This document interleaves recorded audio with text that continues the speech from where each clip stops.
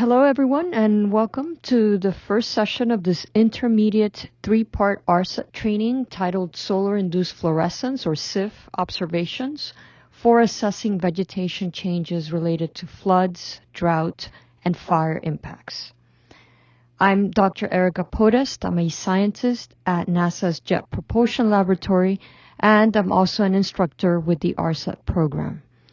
Today's session will be focused on solar-induced chlorophyll fluorescence measurements from space, and it will consist of a theoretical session and a demonstration. We have two invited experts, Dr. Nick Parazu and Jacqueline Ryan, both from NASA's Jet Propulsion Laboratory. Before we start today's session, I will briefly discuss the ARSET program. NASA's Applied Remote Sensing Training Program, or ARSET, offers free trainings on the use of remote sensing and model data, along with methods and tools for the global science and applications communities. Our trainings are tailored to different experience levels, ranging from introductory to intermediate to advanced.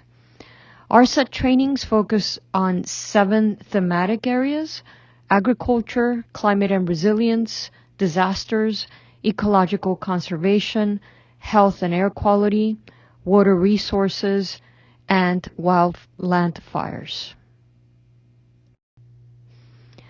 ARSET trainings are either online or in person. All trainings are free of charge and use open source data and software. Some of our trainings are delivered or presented in both English and Spanish, like this one. Yet all of our trainings have a Spanish PowerPoint presentation available. And now I will provide an overview of this webinar series. This webinar series consists of 3 sessions. Today we will discuss SIF measurements from space, consisting of a theoretical section and a demonstration on how to access and visualize SIF data. The second session is on October 22nd, and it will provide an overview of OCO2 and OCO3 observing modes and SIF observations.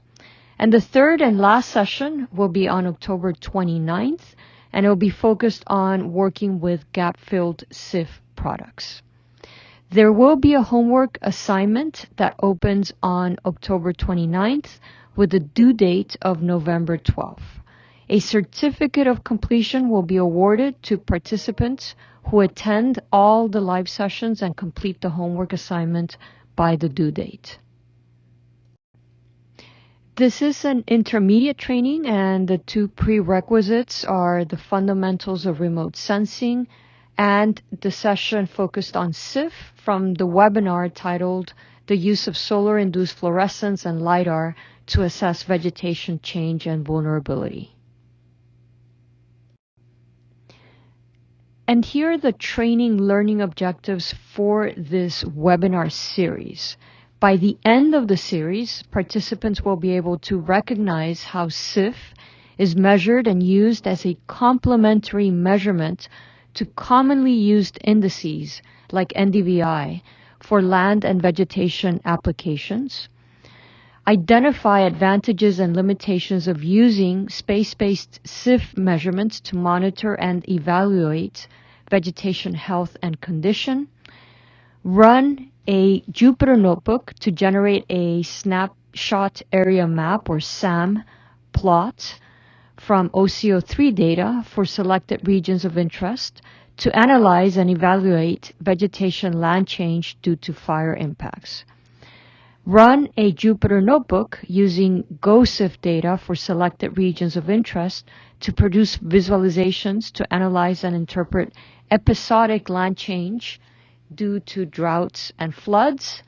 And finally, compare how SIF products aggregated in space and time using open source tools are used to study vegetation change across different regions in a variety of science and applied use cases. And today's session will be focused on SIF measurements from space. And here we have a list of the trainers. Again, I'm Erica Podest. I'm the ARSET training coordinator for this webinar series. Today we have two invited lecturers. The first is Dr. Nick Parazou, who is a scientist and the discipline program manager for carbon and cycle and ecosystems at NASA's Jet Propulsion Laboratory. He will provide the theoretical component of today's webinar, discussing what is SIF, how it's retrieved, and different SIF measurements from space. The second invited lecturer is Jackie Ryan. She is a data visualization developer at NASA's Jet Propulsion Laboratory, and she will provide a demonstration on how to set up your environment to work with SIF data and how to plot and visualize SIF data. And here are the objectives for session 1, today's session. Participants will be able to define what is SIF and how it is measured and describe where it performs well and where it has limitations. Identify how SIF measurements are used for scientific research and land-based applications. Set up a Jupyter Notebook environment and retrieve SIF data from NASA's Earth Data System.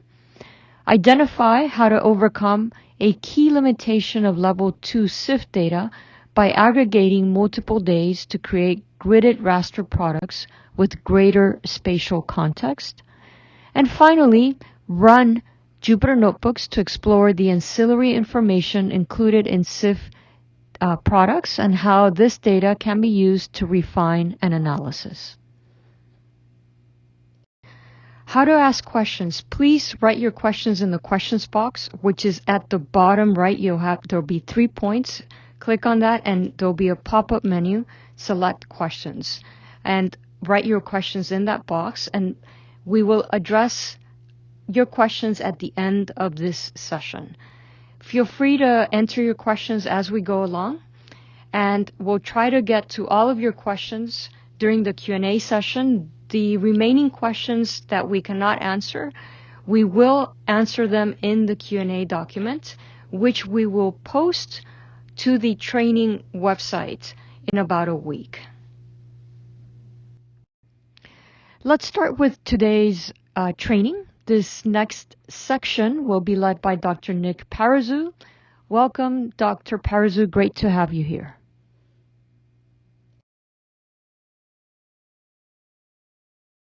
Okay, thank you, Erica. So our first section will focus on the most important question: what is SIF? And to help us answer this question, we turn to TED Ed, and we'll let the video play. In 2009, a satellite circled Earth, methodically scanning and sorting the wavelengths reflecting off the planet's surface.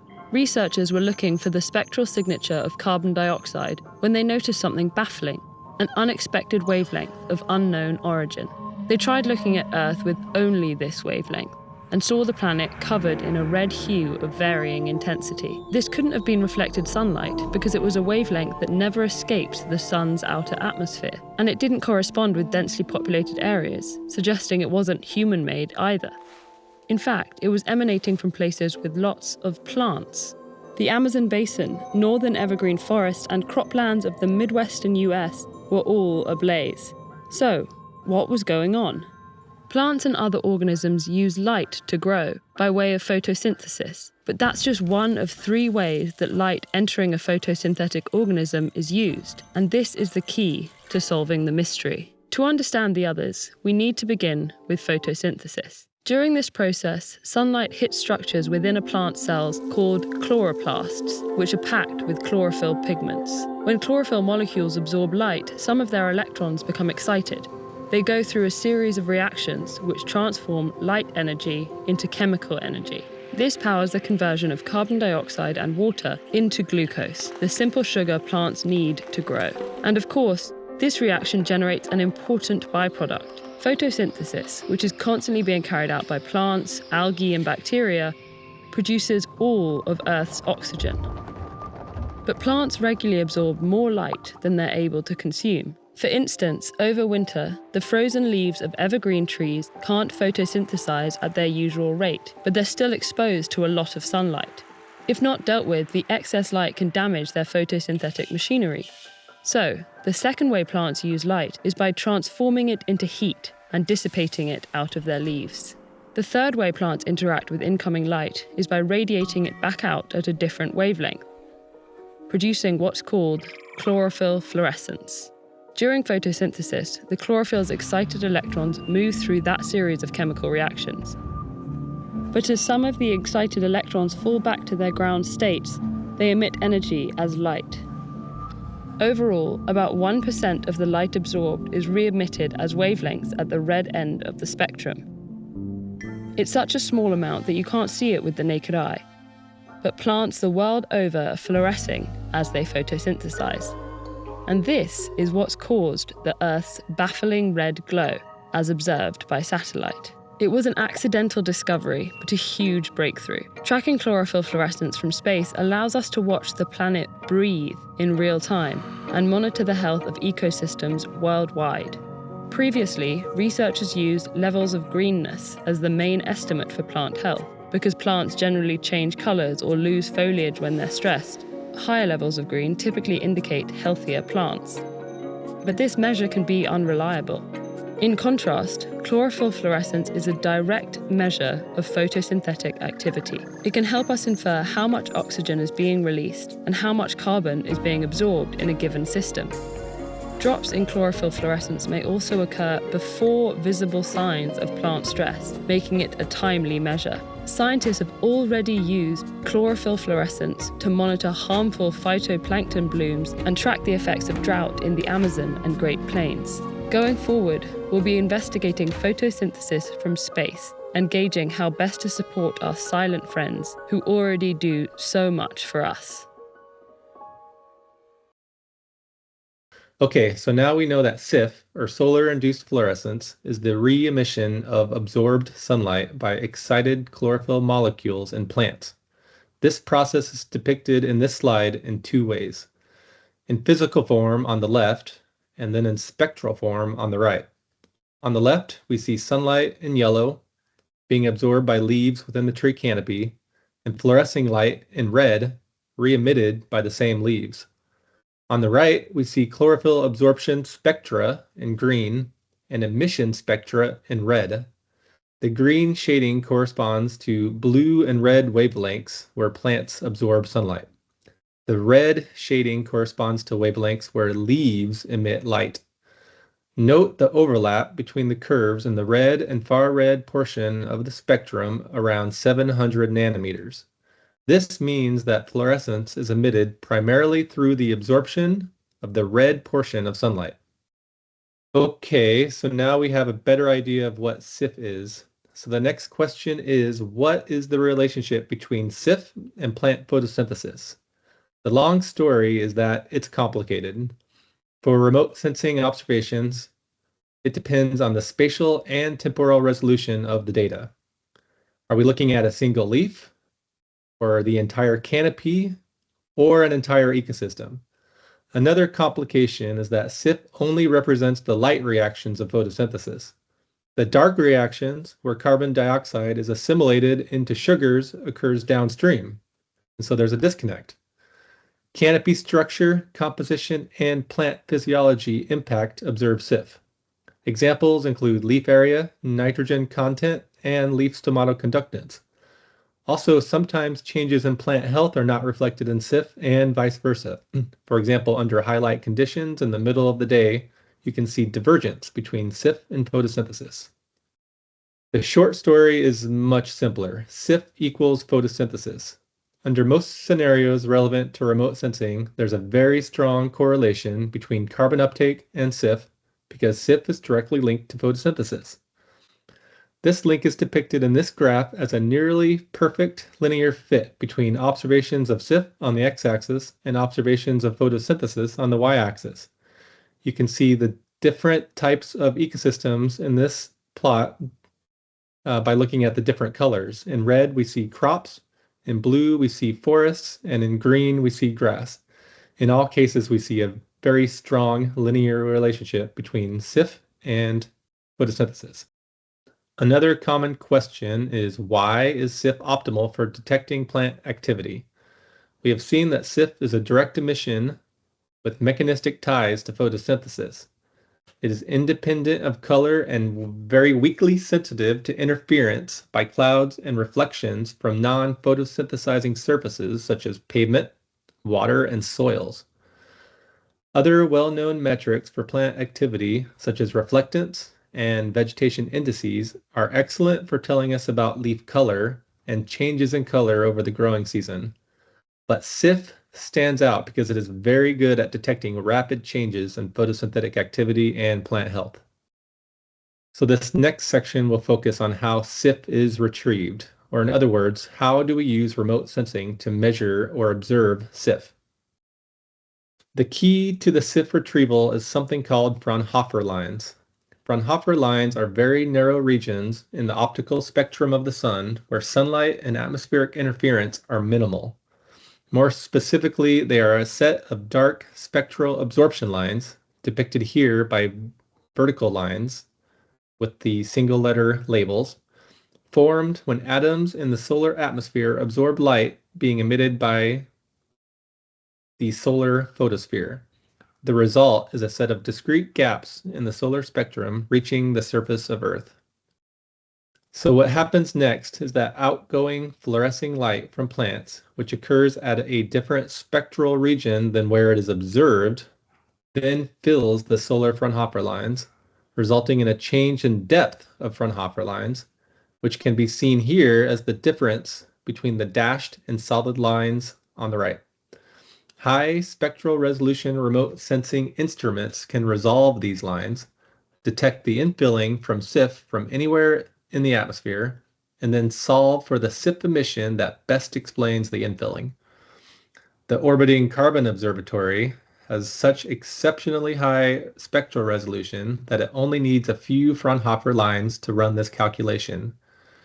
In this example, we see 3 lines on top and 3 lines on the bottom, and that's all that is needed to solve for SIF.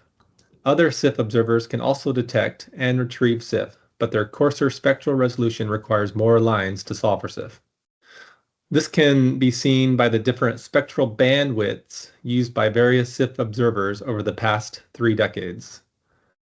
The highest spectral resolution sensors, including OCO2, OCO3, and GOSAT, can detect relatively weak signals occurring outside the SIF emissions peak, which can be seen at around 740 nanometers, in very narrow bands of just a few microns. Coarser resolution sensors, such as GOM, GOM2, Skiamaki, and Tropomi, require wider bands to detect signals closer to the far red SIF emission peak. Despite these differences, we're now able to robustly measure SIF from multiple instruments, providing a very long history for studying and monitoring global photosynthesis from space. I'd also like to note that this other peak in SIF to the left, which occurs around 680 nanometers, is known as red SIF, and it is useful for observing photosynthetic activity in aquatic regions, including inland water bodies, as well as the coastal and open ocean. More on this later. And so this section will provide more information on SIF observers and their data products. The past decade has seen remarkable improvements in the ability to observe SIF remotely from towers, airplanes, and satellites. Here we see active satellite missions in green, including NASA's OCO2 and OCO3 on the top, and the European Space Agency's Sentinel-5 precursor mission, which carries the Tropomi instrument on the bottom. You can see future missions, which include the European Space Agency's CO2M and FLEX. These are expected to launch within a few years and will provide new and important ways to observe SIF globally. For example, CO2M will be a constellation of 3 satellites, providing excellent spatial coverage and revisit time. FLEX will provide high spatial resolution for improved mapping of mixed landscapes, including agricultural areas, and for the first time, full coverage of the full SIF emission spectrum offering improved understanding of photosynthetic efficiency. And so here we see an example of the type of global coverage and sampling we are currently seeing from OCO2 and OCO3. OCO2, which is a free-flying satellite in low Earth orbit around the poles, has provided sustained pole-to-pole coverage and midday sampling during the daily peak of photosynthesis since its launch in 2014. OCO3, launched in 2018, is docked on the International Space Station and is in a precessing orbit, providing spatial coverage from equatorial to temperate latitudes and temporal coverage at all times of the day. This sampling strategy provides unique information about changes in photosynthetic activity from morning to the afternoon. OCO3 shares the space station platform with its NASA counterparts JEDI, which maps plant biomass, and EcoStress, which maps leaf temperature. Together, these instruments provide detailed mapping of plant function across a range of environmental and geographical conditions. This animation shows complementary global coverage from OCO2 and OCO3 during the overlapping period from 2018 to present. Dark green values depict regions where photosynthetic activity is highest. Tropical rainforests, temperate forests, and agricultural areas stand out as global hotspots of photosynthesis. This also shows how plants wake up from winter dormancy at different times across northern latitudes, starting around March or April in mid-latitudes, and around May to June in high northern boreal and tundra systems. We can let this play for a little bit longer.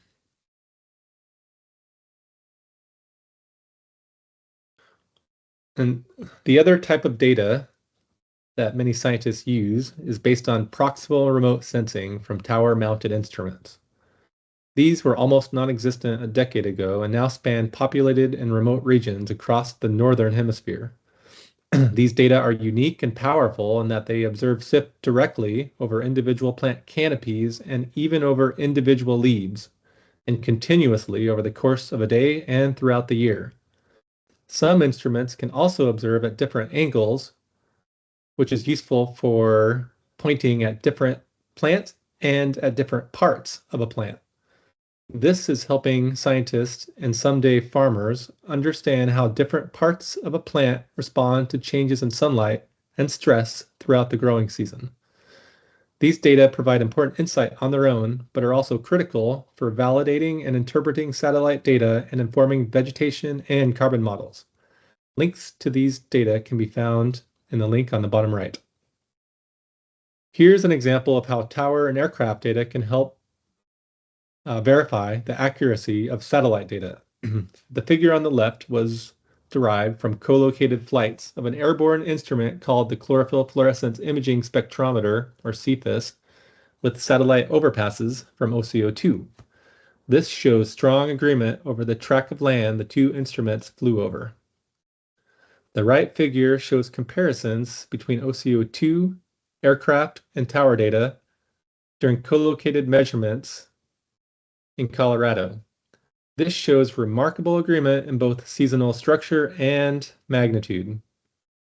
Together, these validation efforts make a strong case for OCO2 as a gold standard for spaceborne SIF.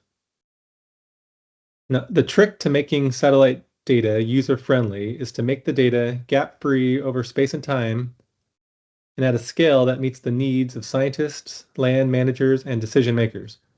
All satellites, including OCO2 and 3, have to make some type of trade-off in instrument performance, for example, by sacrificing extensive spatial coverage for high spatial resolution or extensive spectral coverage for high spectral resolution.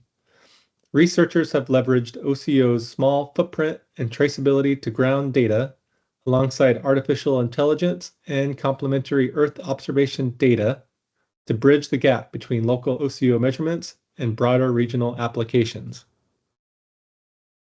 Neural networks trained on OCO2 SIF and vegetation data from other sensors now produce seamless maps such as this that preserve spatial patterns while filling gaps.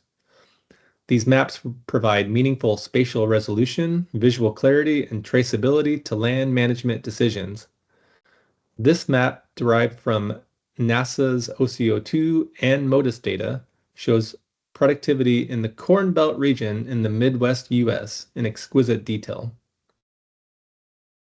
The next 3 slides show example applications with high-resolution SIF mapping offered by satellite remote sensing. We start here with crop yield prediction. Agricultural vulnerability to extreme weather is a growing threat to food security. Timely information on crop yield can help anticipate short-term disruptions to food supply and inform adaptive management. Work leveraging an OCO2-driven crop yield product highlights its ability to estimate crop yield at county level with high fidelity relative to USDA reported data, and to predict yield up to a month prior to harvest in global agricultural regions, including the US crop belt. Drought early warning is another important application for high-resolution SIF. Here we see maps of anomalies in SIF on the left and maps of drought from the US Drought Monitor on the right for the same period in June of 2021. These maps are produced completely independently of each other, yet there is very strong correspondence between regions with low SIF in red and the presence of drought, also in red. Growing evidence, such as shown here and in the peer-reviewed literature, is building confidence that OCO2-based SIF products can offer additional early warning information on flash drought of value to agencies such as the Drought Monitor.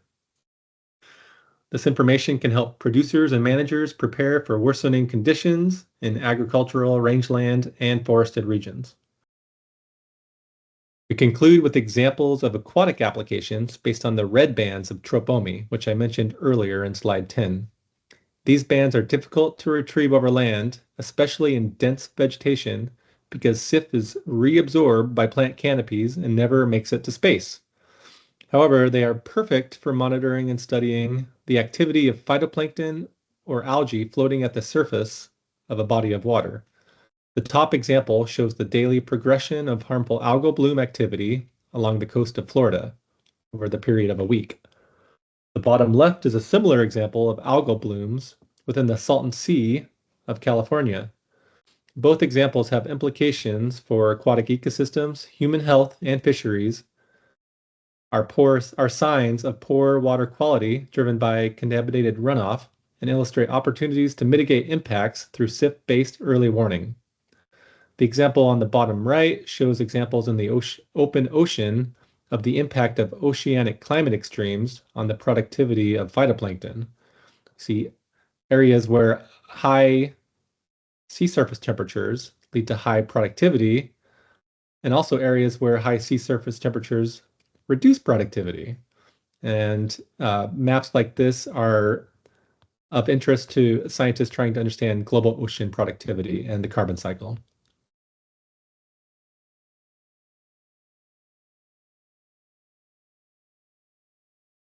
So the demonstration portion of the training today, for this part, you'll follow along the demonstration so you can see the steps that you need to follow in order to run the notebook, the Jupyter Notebook.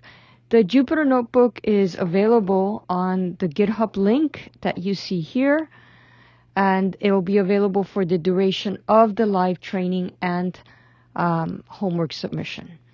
Now, for future reference, the notebooks will be uploaded to the ARSET GitHub associated with this training. And now we'll be beginning the demonstration portion of this SIF course. So the first portion of our course on solar-induced fluorescence data will just be covering retrieving and exploring the data products. And my name is Jacqueline Ryan. I'll be the instructor for the code demonstration portion of this course. A little bit about me is I'm a data visualization developer at JPL, and I've been working at JPL for 8 years. My experience is in working with technical and scientific data and presenting it in an intuitive and often interactive manner. So just an overall outline of this course before we get started. It will be split up into 3 parts. And in part 1, which is what we'll be going over today, I'm going to talk you through setting up your environment to work on SIF data sets, as well as retrieving and spatially gridding this SIF data.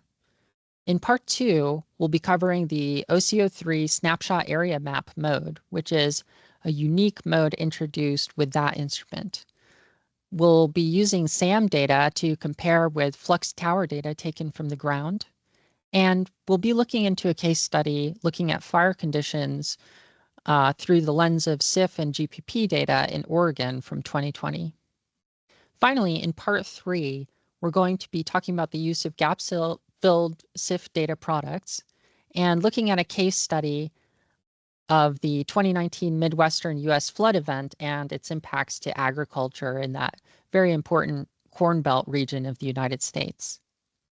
So just to reiterate, in part 1, I'm going to guide you through downloading and setting up the course materials, recognizing how SIF is measured and used as an alternative or complementary measure for land and vegetation studies. We'll be retrieving and plotting an individual day's worth of SIF data. Then we'll create a gridded raster covering 1 month of instrument data. And we'll identify the advantages and limitations of using these data to monitor and evaluate vegetation health. So with that, I want to guide you through the basic setup steps. And I'll exit out of my presentation now. So to start, what we're going to want to do is to create an account on the NASA Earth Data System. The first thing I'm going to do is I will navigate to the urs.earthdata.nasa.gov URL. And here you can see my login credentials have already been filled. If you don't have an account already, you'll want to click on the button to register for a profile over here on the right. Once you've registered for a profile or logged in, you should be able to see your profile here in the Earth Data URS page. And once you've done that and confirmed that you can successfully log into the Earth Data System, you're all set with this portion because we've confirmed that you have an account. So the next thing you'll want to do is to download the course materials themselves using Git. And our course materials are on GitHub, which I will open up right now. So here you can find the page for our code repository for the SIF ARSET training course. So one of the ways that you can obtain the course materials is simply on the GitHub website itself. You can go to code over here and download a zip of the course materials and unpack that zip wherever you'd like on your computer. Alternatively, if you're familiar with using Git and the terminal, you can open up a terminal window. Here I'm on Mac OS, so I'm using the terminal application. However, if you're on Windows, you'll want to use the PowerShell application.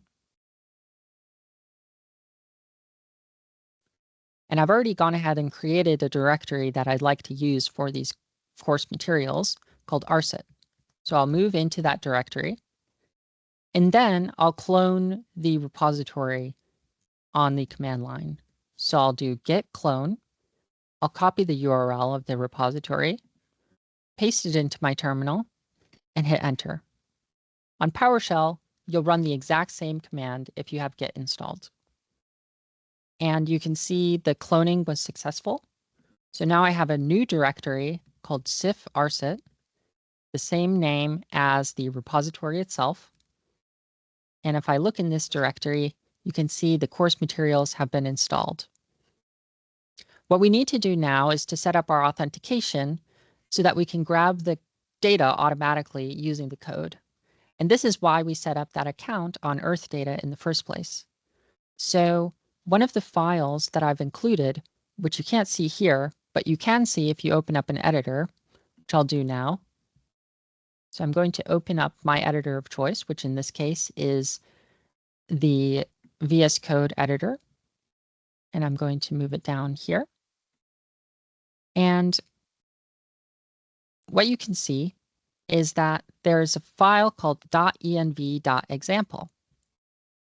And this file is serving as an example of how we're going to store our credentials. So what you'll want to do now is copy this file and rename the copy .env. Don't worry, this is a hidden file and it's common practice for script-based authentication. So in my case, I'm going to create a new file called .env, and I'll replace user and pass with my user and password for logging into NASA Earth data. And since I've already done that and I don't want to expose my password, I'm going to copy that from the folder above.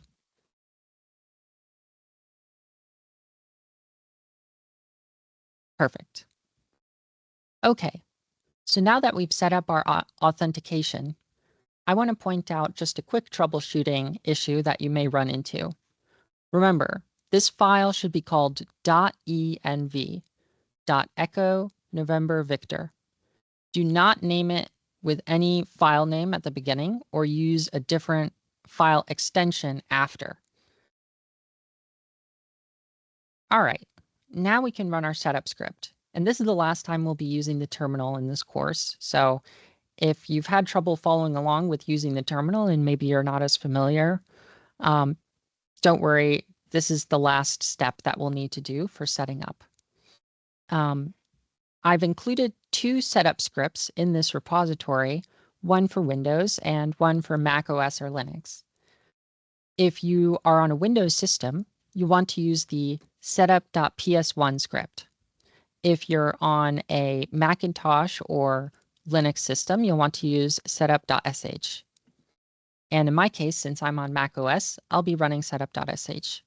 So in my terminal, I'll make sure that I'm in the SIF ARSET directory that contains the course materials, and I'll simply run the command setup.sh. What this will do is go through downloading all required dependencies and opening up a Jupyter environment in my web browser. If you have Python installed, make sure that the Python in your path is not an Anaconda environment. While Anaconda is very convenient and a popular choice for using Python, in our case, we'll want to make sure that we're using the standard Python installation that you might get with your operating system. So now you can see that I've successfully installed the dependencies and the Jupyter environment has opened in my web browser. If you've been following along so far, you should now have the first notebook, SIF Data Exploration, pulled up in the Jupyter Notebook environment in your browser, just like you see on my screen. What we'll be doing now is going through the process of retrieving OCO2 and OCO3 data that's been archived on NASA's Goddard Earth Sciences Data and Information Services Center, also known as GESDISC. This data is freely available to the public and can be downloaded with the Earth Data account that you just set up. And this first code block will import the libraries we're using for this exercise and set up a helper function for later. I'll run this cell by hitting Shift-Enter, and that will just go through the first time import and setup of these libraries. All right, with that out of the way, we'll talk about the retrieval itself. In the first section, we'll use the provided helper code to download data from the archive. We need to specify the name for our collection or data set, which in this case is called OCO3 underscore L2 underscore light underscore SIF.11R. It's quite a mouthful of a name, but you can find it on the GESDISC website when searching for data sets. If you want to find it yourself or find a different data set, you can go to the disc.gsfc.nasa.gov website and search SIF, which I'll open up in my browser so that I can show you how to do that. So here you can see the address that I've gone to. And in this search bar here, when I search for SIF, I can find all of the SIF datasets that are available on the GESDISC archive. And when you click on one of these datasets, you'll be able to find the name of the data set itself. So here I can see this one is called OCO3 L2 Light SIF, which is what we're working with, and the version is 11R. If you're confused about how I put that together into the actual dataset name I'm using, when you go to one of these links for accessing the data itself, here you can see the full name of the collection. So let's turn back to the notebook. I'm going to run the cell now, and it's going to provide me with a little bit of data about the dataset itself. And here you can see the dataset name that we've been talking about so far. If you want to use a different dataset name, just change the value of this string. So it's telling me it's gathering datasets on GESDisk. It's looking at the time range for our dataset. And now it's told me that we have a time range from August 6, 2019 through to January 9th, 2025. And that covers the beginning of the mission through to the latest data that's available on the archive. Now that we've gotten some metadata about the dataset, let's look at a specific granule, which is the name that we use for our data files. These data files are in the netcdf format, which is a file format that NASA and other scientific institutions use for storing multivariable data. For this example, we'll access the OCO3 SIF data for December 1st, 2019, which we specify using the datetime object here. As I mentioned, netcdf files store many variables, and we can see what data we have by listing the keys of our granule object, like we would for a Python dictionary. So I'll run this cell here, and it will tell us what variables are available in the granule. There we go. And here you can see that there is a very, very long list of variables that are available in the OCO3 L2 Light SIF granule. There's a lot here, and I'm not going to go through every variable, but when you're doing your own research, you can use this list as a reference for what information is included with any given day's worth of OCO3 data. In particular, what we're interested in is latitude and longitude, which provide georeferencing information for our data points, as well as daily SIF at 740 nanometers, 757 nanometers, and 771 nanometers. And to find the variables, we can find it in this list here, which you can search through by copying it out into a separate document. But here I've highlighted the longitude variable. And we can also find our daily SIF variables elsewhere in this list. So now what we'll want to do is actually look at the data itself. And to do that, we'll need to plot it, as you might expect. So to plot the samples, we've actually abstracted away the plotting code as a helper function. But conceptually, what's going on is we're creating a scatter plot with the latitude and longitude values to overlay the points on a map and assigning a color based on the SIF value itself. Let's run this cell and see what we get. So looking down here, you can see that I'm pulling out the latitude, longitude, and daily SIF 757 nanometer variables from the granule. And then I'm plotting the samples using the provided helper function.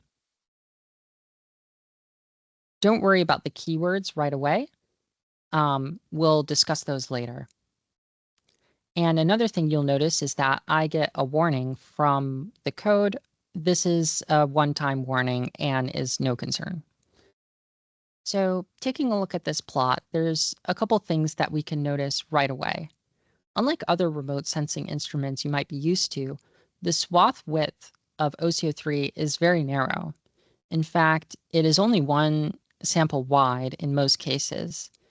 The instrument is not intended to take comprehensive images of the environment like other common remote sensing instruments like MODIS, but rather it builds up a picture of photosynthetic activity through many successive orbits.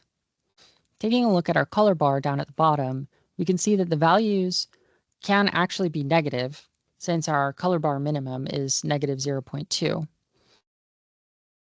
And this is due to the uncertainty in the estimates, especially over dry desert regions where the effect of Raman scattering can have a larger effect on the observed radiance. So taking a look back up at our helper function, you can see that we've set the bounds of the color bar manually using the Vmin and Vmax keywords, which are in units of watts per meter squared steradian micrometer, the unit of SIF itself. Lastly, let's try to interpret what this data is actually telling us. We can see that in the Northern Hemisphere, over the US and Europe especially, SIF values are low, which is consistent with plants, especially deciduous plants, tending to be dormant in winter. Tropical forest regions like the Amazon and Sub-Saharan Africa likewise show high SIF values, which is what we might expect for these regions since plants are active year-round there. So here's the Amazon region, and here's the Sub-Saharan African region, where the SIF values are generally quite high compared to the rest of the data.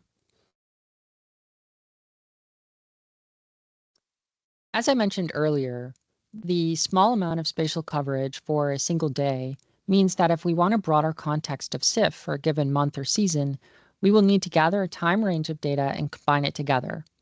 We'll create a data set called a gridded raster to accomplish this. In the next section, I'll walk you through retrieving a time range of data and creating a gridded raster using the provided helper functions. The code to do this is not very complicated, but it is too complex to cover in this course since our focus is on the scientific data rather than the coding approach. So to begin with, to create a gridded raster, we'll need to obtain a larger amount of data than just the single granule that we plotted earlier. And there's two primary methods that we'll cover for doing this. One would be to download the granules directly. The other would be to use the Data Access Protocol, or DAP. Generally, it's recommended to download the data directly, but if you have limited disk space or an unreliable internet connection, you may wish to try the DAP method instead. What I'll be covering in this demonstration is downloading the data directly. If you're using DAP, you can skip section 3 of the notebook and proceed directly to section 4. So to download a time range of data, we'll need to run this cell here, which we've specified will download June 2020 and all of the granules that are available in that month. And so we'll use the provided download time range helper function with our start date and end date, and also specify the output path where we want to save the data. Another helpful keyword that we've added is parallel, which allows us to download files in parallel to slightly improve the performance. So I'll run this cell now. And first things first is that the code will ask me if I'd like to proceed. And I'll simply hit Y to say, yes, I do want to save an additional 735 megabytes worth of OCO3 data, and the downloads will begin.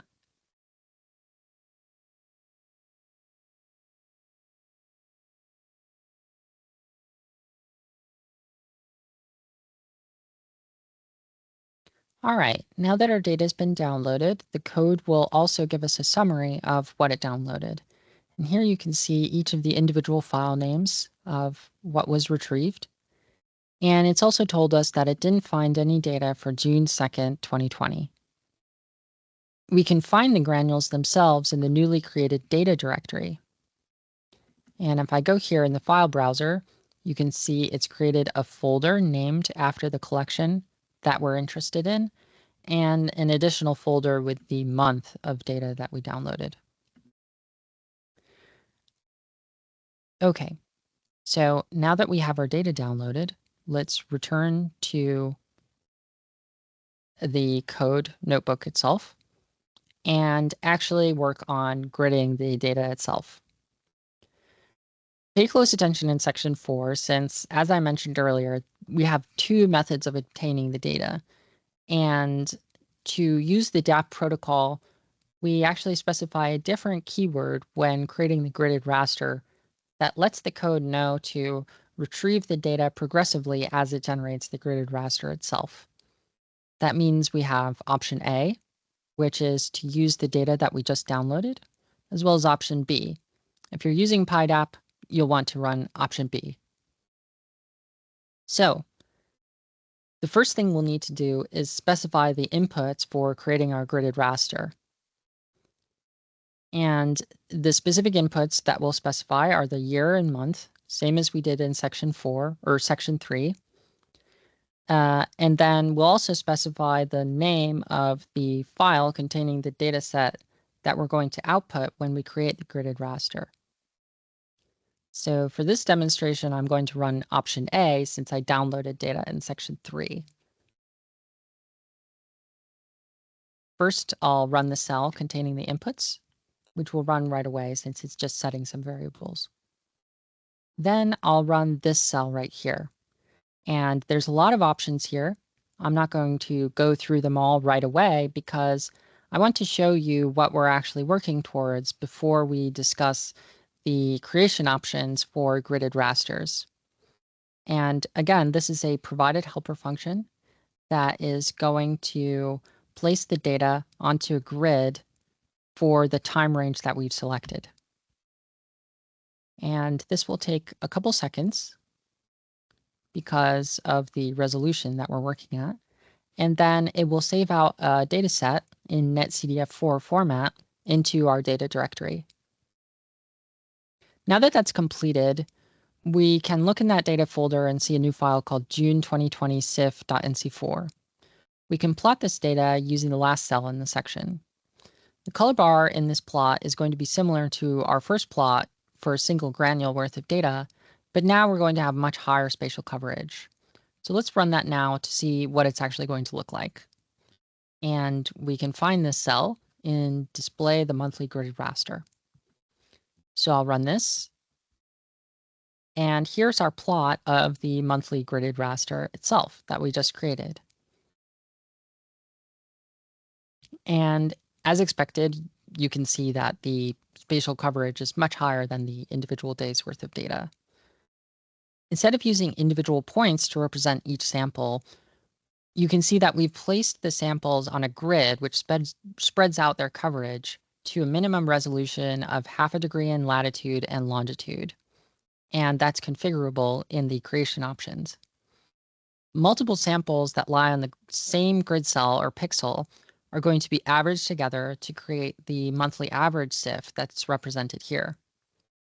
As I mentioned, the spatial resolution of 0.5 degrees that we're using is going to be suitable for ecosystem level studies or modeling applications, but it's a much lower resolution than OCO3's native resolution of about 2 kilometers by 1 kilometer per pixel. One other thing that you might be able to notice about our gridded raster is that there's a pattern that's made by the coverage over time.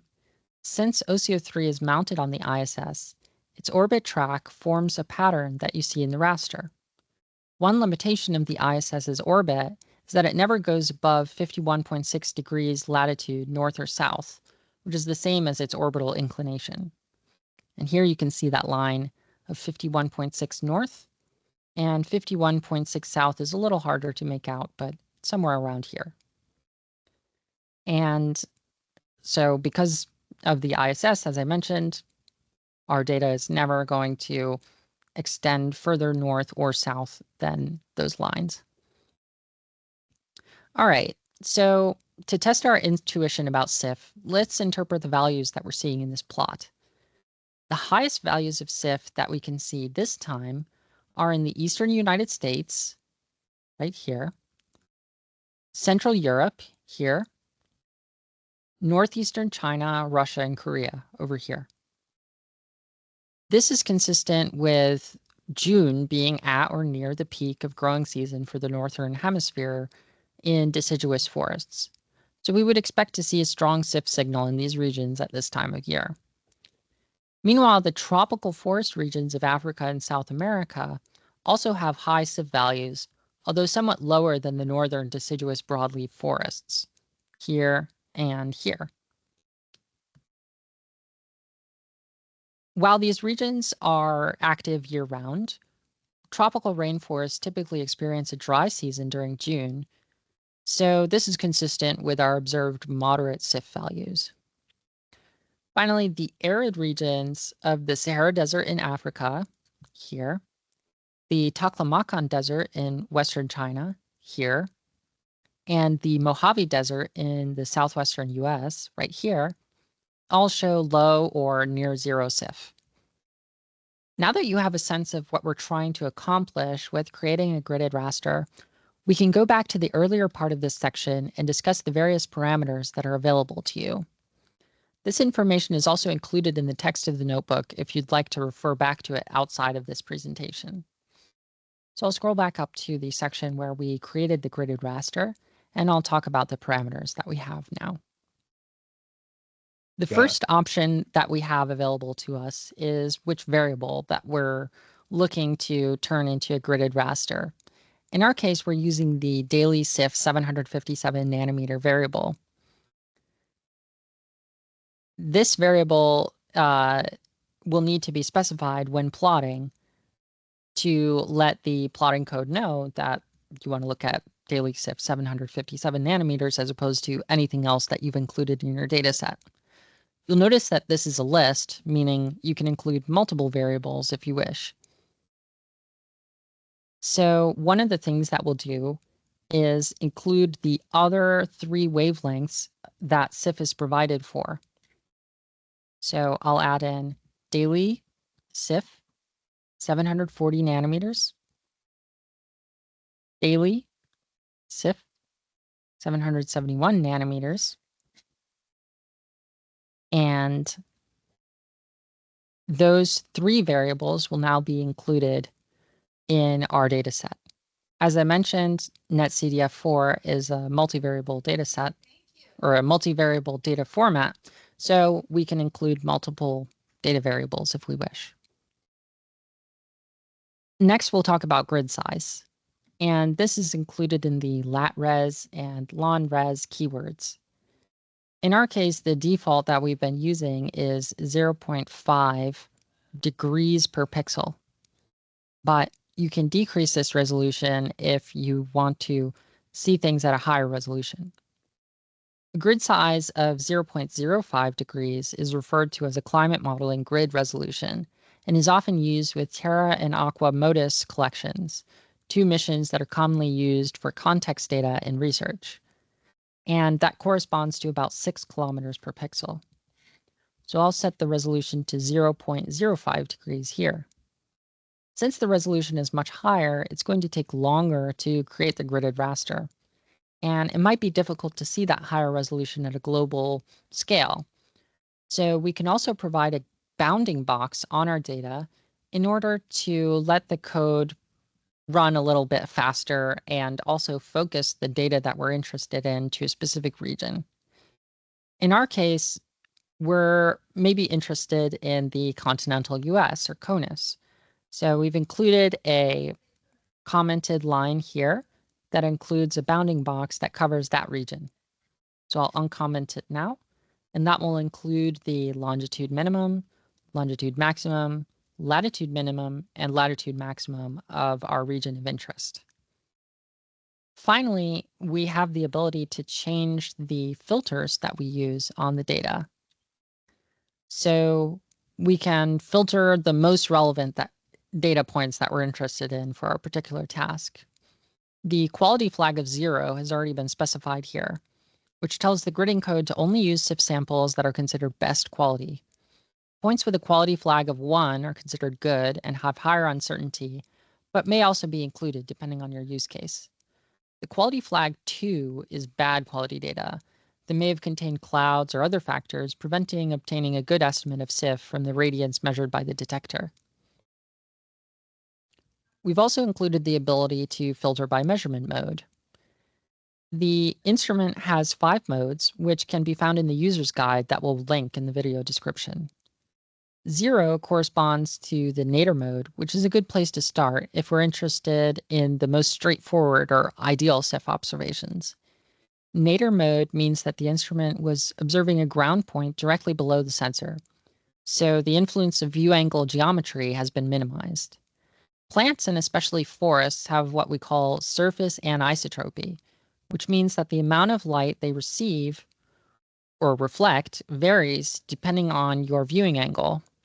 Intuitively, you can understand this by thinking about how a tree might receive sun from one side and not the other, and how it might look differently from its shaded side versus its lit side. When we use the nadir mode for observations, we're considering points that look at trees from a top-down view, so we don't have to worry about what side of the canopy we're looking at for a given time of day. Remember this information as we will discuss measurement modes again in the second exercise of this course. I'm going to uncomment this line to filter my data to just nadir mode observations. And now I'll rerun the gridded raster to create a new data set with our additional parameters that we've added.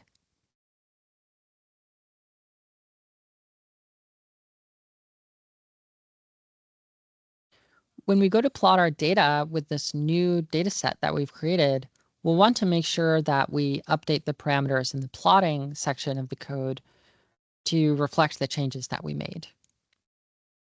So let's scroll back down there and let's take a look starting with the 740 nanometer data. So the first thing I'll do is change the variable name from daily SIF 757 nanometers to daily SIF 740 nanometers, like so. And then I'll also want to update the plot window to only show me the boundaries of the continental US, the same boundaries that we used for creating the data set itself. And that's it. So now we can plot again. And here we can see our updated plot. The resolution, as you can see, is greatly increased as compared with the resolution of our first gridded raster. Additionally, you might be able to notice that the values are somewhat different. In fact, I forgot a small portion. The title of my plot still hasn't updated to reflect that we're plotting 740 nanometer SIF as opposed to 757 nanometer SIF. So I'll do that now.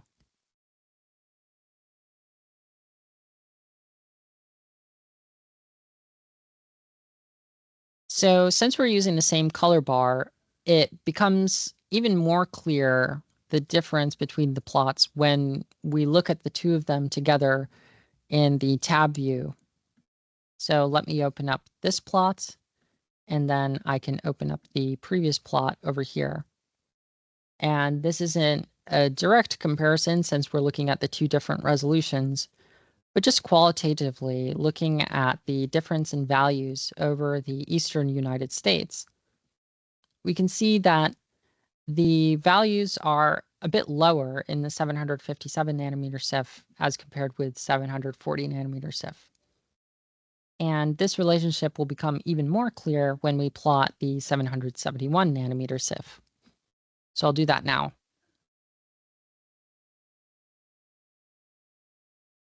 So we'll switch our variable name to 771 nanometer SIF, and I'll update the plot title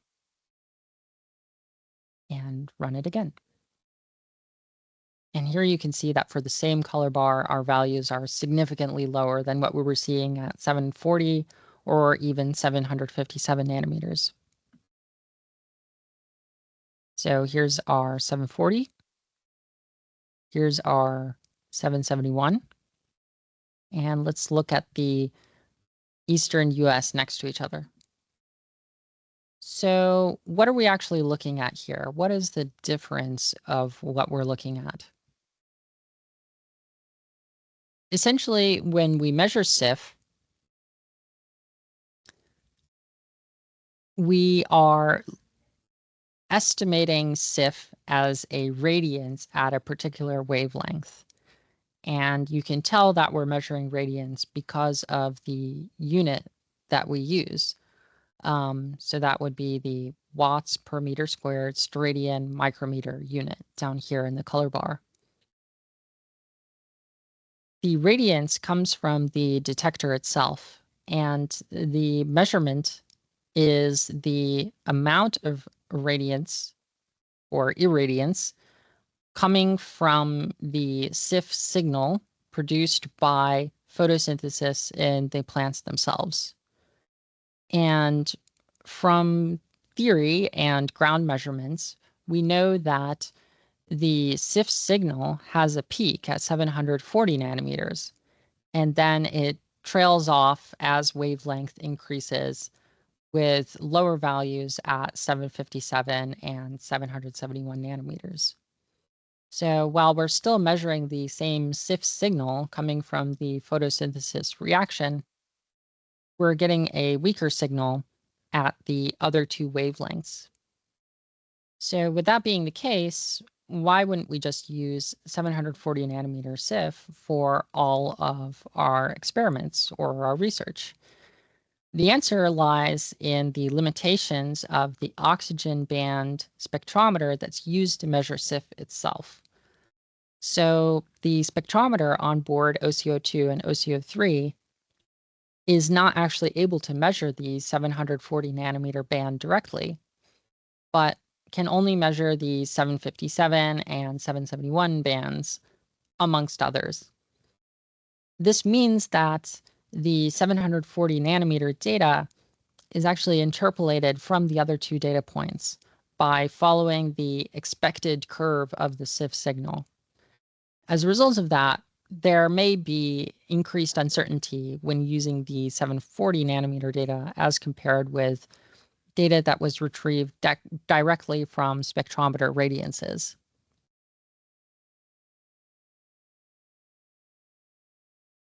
Generally speaking, when we use SIF data, we want to use the data with the lowest uncertainty and the highest signal-to-noise ratio, or the highest SNR.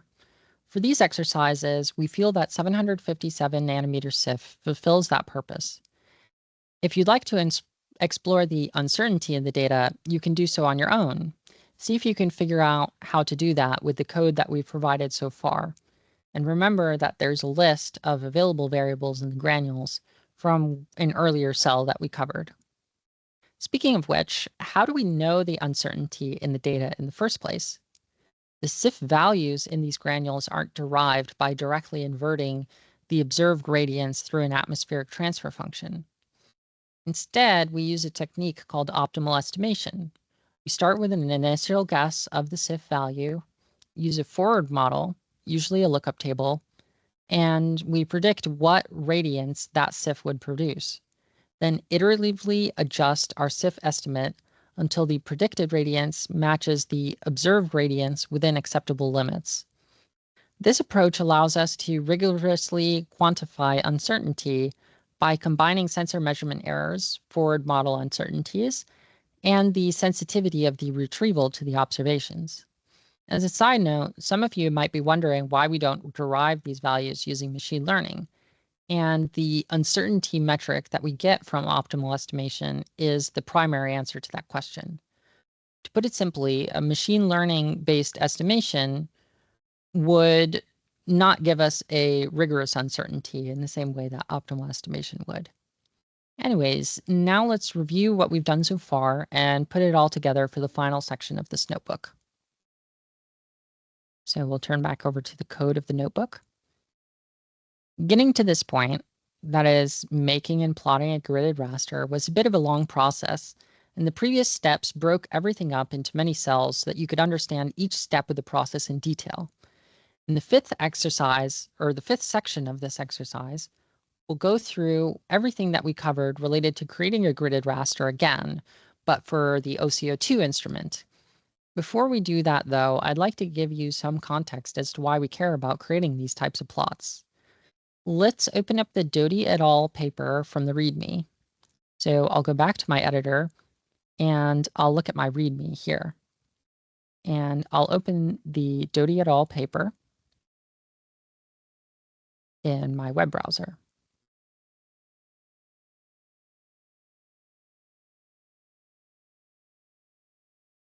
So when we look at this paper, you can read through it on your own if you're interested, but it's essentially a discussion on SIF products from OCO2 and OCO3 and comparing them to the earlier GOSAT satellite. A lot of what we've discussed here is covered in more detail in this paper. However, if we look at figures 1 and 2 from the paper, we can see that the authors have created gridded rasters that look very similar to the gridded raster that we created so far, like this one here for June 2020, which might be a little small, so I'll zoom into it here so you can look at it more closely. The authors are using a different color map, but the idea is essentially the same. Okay, so let's turn back to our code. OCO2 is a great resource for those longer-term studies since it was launched in 2014 compared to OCO3, which was launched in 2019. The spectrometer on board are the same for both OCO2 and OCO3, so comparing their SIF values is about as close to an apples-to-apples comparison as we can get in space-based remote sensing.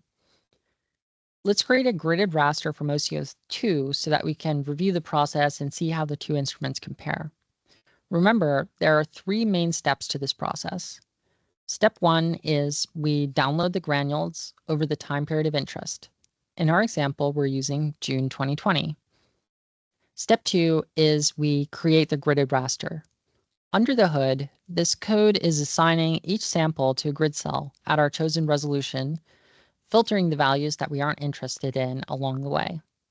Our output dataset has a gridded raster for each day. When we go to plot the raster, points assigned to the same grid cell from different days are averaged together. And step 3 is that we plot the gridded raster. So looking at the first cell of section 5, we've lined up all the variables that can be tweaked as part of this process. Some of these I've already covered, so I won't go into them in detail. But you can see we've specified dataset. The local dataset is dependent on the dataset of interest, and it's just the first part of the file name for any given granule. We specify the mission name as OCO2, which is included in the title of the plot itself.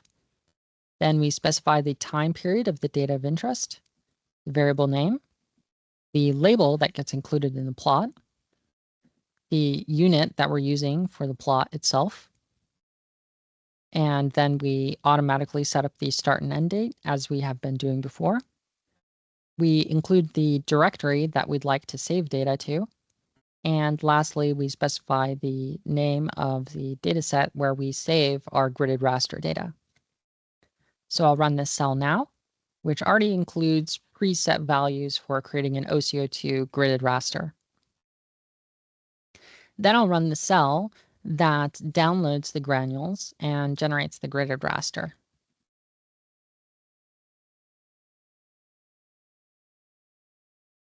So it's going to collect the metadata about the OCO2 dataset, and then it will ask me if I'd like to save 640 megabytes worth of data, which I'll say yes.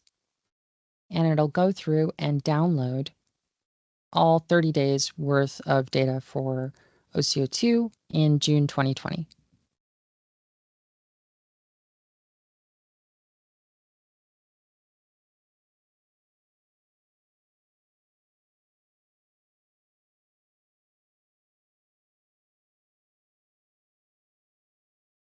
Okay, so now that we've created the gridded raster, we can run the final cell, which is step 3, plotting. And I've already included the default behavior that I want to plot the 757 nanometer SIF data. So now that we've plotted the data, one of the things that we can see right away is the different pattern produced by the orbit as compared with OCO3. So while the two instruments use the same spectrometer design, OCO2 is mounted on its own spacecraft, which operates in a sun-synchronous orbit. In practice, this means that it will observe the same local solar time for a given latitude on any of its orbits.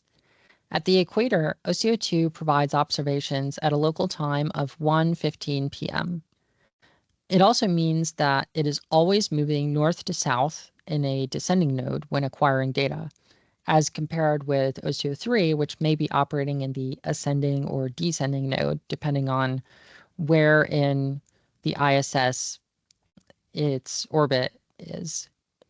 On the other hand, the crossing orbit pattern that you can see in the OCO3 gridded raster arises due to that lower orbital inclination angle that we mentioned before. And one consequence of that is that OCO3 can observe the same area of the Earth at different times of day through successive revisits. The local time of OCO3 SIF samples is included in the granules as the geolocation time TAI 93 variable, but using it for analysis is not covered in this training. So,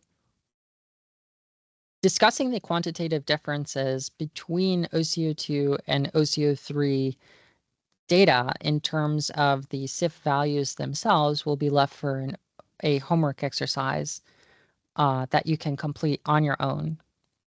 So this concludes the demo portion of the first exercise in the SIF training course, and now I'll turn it back to Erica. Thank you very much to Nick and Jackie for the excellent presentation and demonstration. Next, I will provide a summary of today's session. So the salient points in today's session is that SIF is the re-emission of absorbed sunlight by excited chlorophyll molecules found in plants. SIF is emitted primarily through the absorption of the red portion of sunlight, and it equals photosynthesis. So it's an indicator of photosynthesis in the plant. It is independent of color and weakly sensitive to the interference of clouds and reflections from non-photosynthesizing surfaces such as pavement, water, and soils. SIF is very good at detecting rapid changes in photosynthetic activity and plant health. The key to the SIF retrieval are the Fraunhofer lines, which are very narrow regions in the optical spectrum of the sun, where sunlight and atmospheric interference are minimal.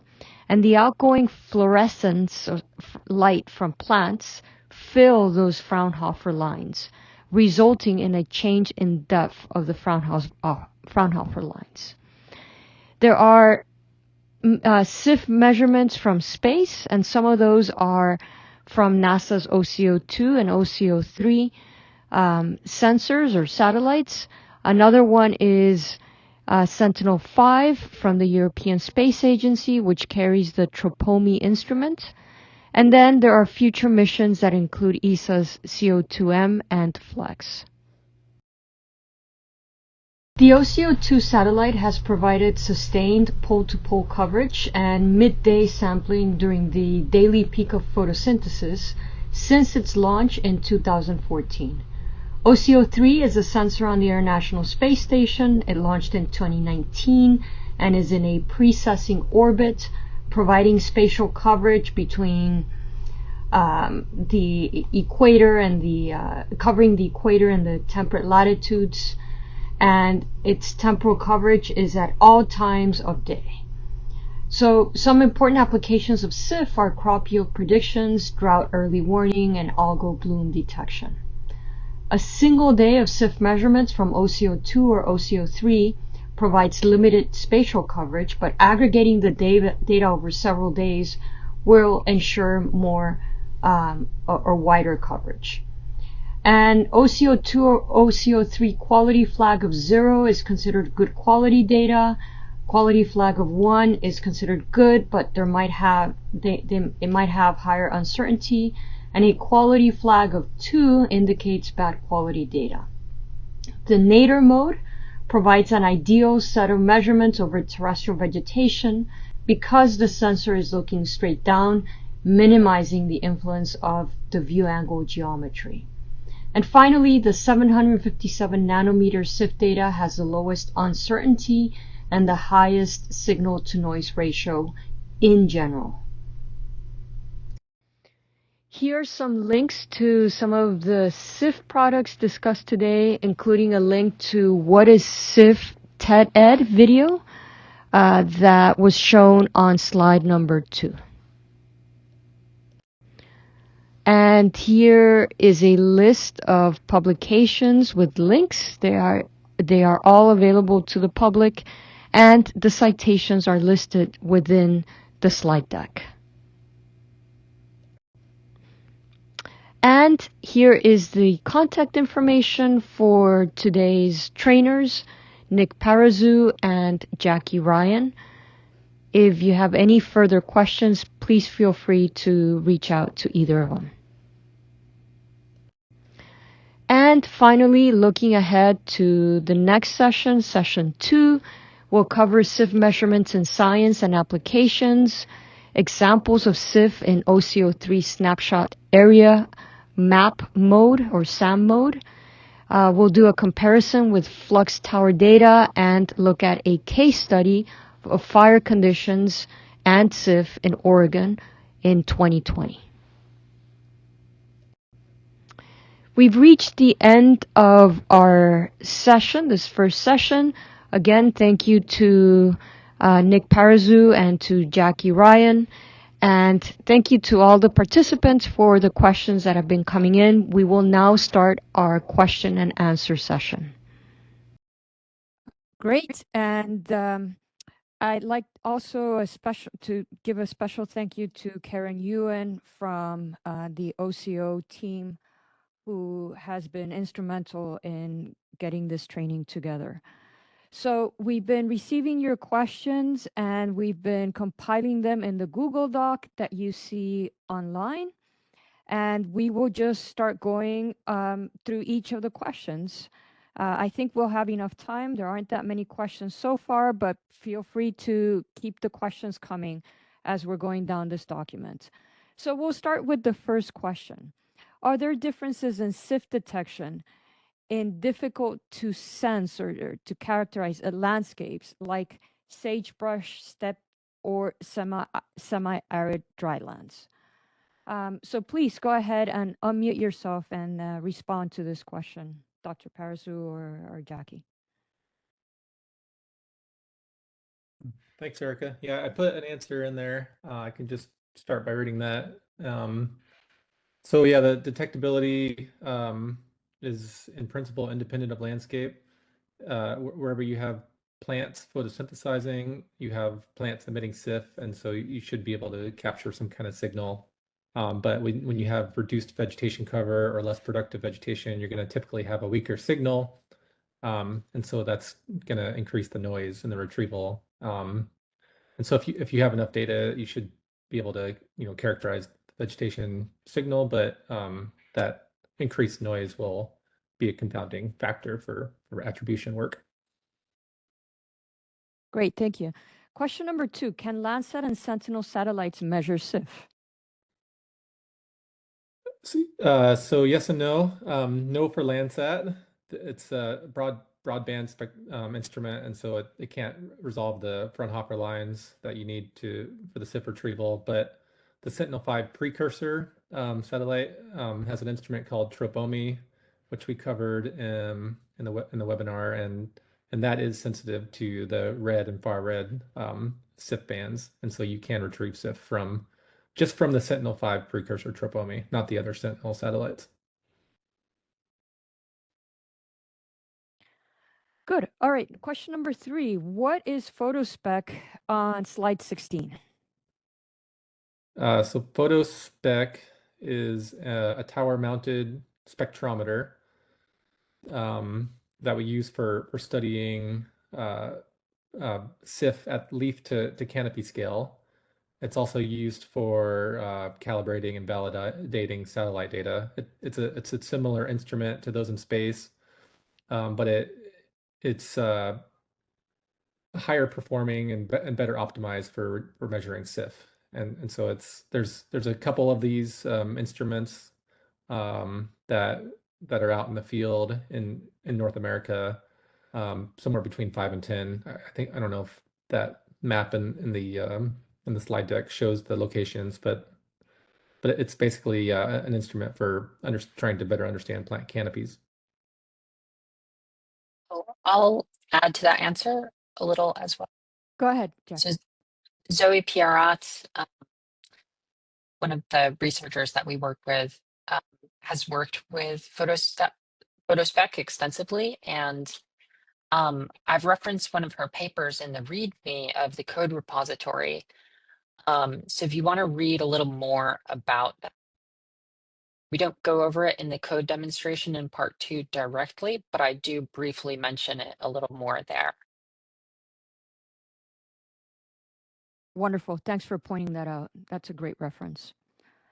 All right, moving on to question number 4. What is the overall ability of this data to resolve metal contamination in vegetation? So I attempted to answer this. This is a really great question. I don't know the answer. There's been some work to observe mineral fluorescence in non-vegetated areas, and I put a reference to that paper. And so there's a couple satellites, OCO2 and Tropomi, which can observe fluorescence from minerals. But whether you can observe metal contamination directly in plants is unknown. It may be possible to observe this indirectly by looking at the side effects of metal contamination on plant health. But I think it's a great research question. Yeah, absolutely. And imaging spectroscopy might help with that too. That's right. All right, question number 5. Is the current sensor resolution of Tropomi, OCO2, and 3 suitable to apply SIF observations for inland aquatic purposes? And what would the current limit for those observations be? So for example, could you look at algal blooms in the Great Lakes or the Caspian Sea, but not at small lakes or rivers? That's correct. So the spatial resolution, so you can't do this with OCO2 and OCO3 because you do need the red bands. The far red bands from the OCOs are reabsorbed in the water, and so you can't detect them from space. But for Tropomi, you can observe red SIF, and so you can monitor algal blooms in inland water bodies and in the coastal ocean. And the spatial resolution for Tropomi is around 5 kilometers by 5 kilometers. And so it's good for large water bodies, but not great for small lakes and rivers. Great, thank you. Question 6, I can tackle this one, at least part of it. Are the data sets and software available for free after the training, and how is it different from GIS? So the data sets, everything that you're seeing in this training and in the next 2 sessions is available through the training webpage. So you can access the code and the data set that it calls. And the recording is also going to be available. We'll put the recording shortly after this training. How is it different from GIS? So part of the demo is to show participants how to export your files. I'll let Jackie explain that a little further. Yeah, so while it is possible to view NetCDF datasets, such as the SIF granules that we looked at today in GIS software, I wanted to show you all how to use them for plotting in more custom ways, as many people use many different types of GIS software, so I didn't want to make this necessarily a GIS software specific tutorial such as QGIS. With that being said, you're certainly able to open, later on in the course, we'll be looking at GeoTIFF data, which is very well supported by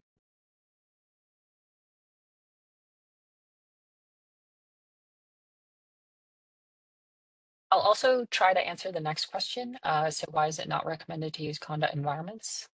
I'll try to be maybe a little candid here. I'm not as familiar with using Anaconda myself, developer. I understand that it is a very popular choice for using Python. When it came time to creating the course, probably the most convenient way of making it available would have been through a Google Colab.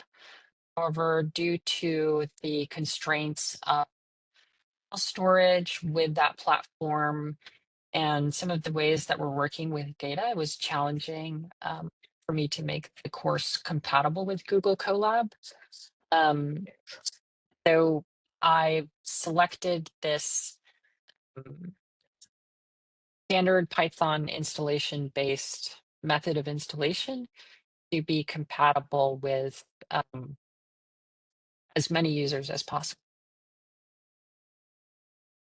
If there's a lot of interest in having Conda be supported, I could create a fork of the repository after this course. Thank you very much, Jackie. So yes, those that would be interested in using a Conda environment, please express your interest in the chat. And as Jackie said, if there's a large interest, she can then create something. And also going back to question number 6, I know that many GIS users do use GeoTIFF data. So the demos that Jackie is going to be doing in the next sessions will show how to get to that step, to exporting as GeoTIFFs. All right, so question number 8. How rapidly does the SIF signal of a plant vary with changes in its health, or how quickly can I detect the existence of stressors in an area, in a vegetated area? So if we're talking about environmental stressors like heat and water stress, then yeah, SIF will change rapidly over the course of a day. And you'll see a reduction in SIF typically associated with midday heat and water stress. And you can't really see this from space because our current instruments are observing that frequently, but you can see this from tower sensors because they're observing continuously. There's other like disturbance impacts related to insects and other kind of external forcings, I guess, and so those changes would happen more over the course of several days to weeks, and so in principle you could see those changes in the SIF signal.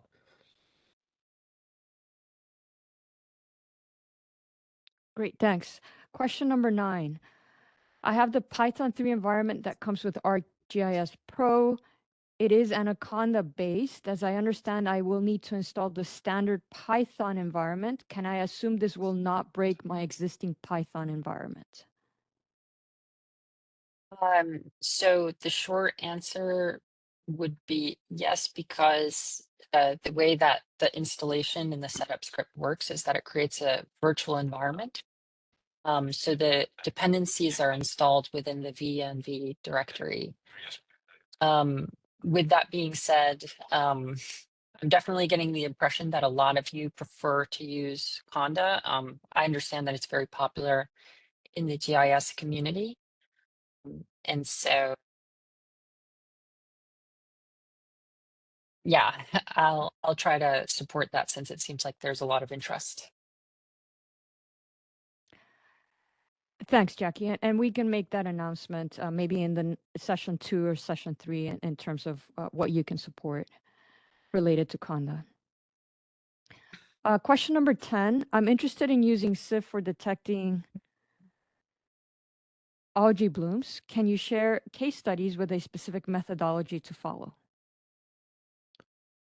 Yeah, so I've provided 2 case studies here, one for inland water body and one for coastal harmful algal bloom. Wonderful, thank you.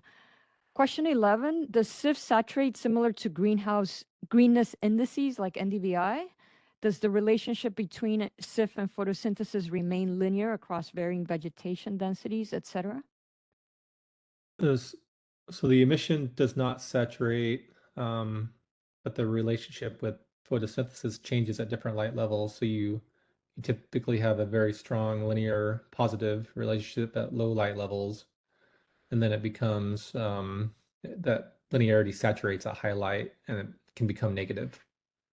And then the slope of the relationship, so the rate of change of SIF with photosynthesis does depend on vegetation properties like leaf area and biomass and composition. Those types of studies are less prevalent, but I would say more ongoing as we are able to make comparisons with new imaging spectrometers that can measure things like leaf area, biomass, and composition.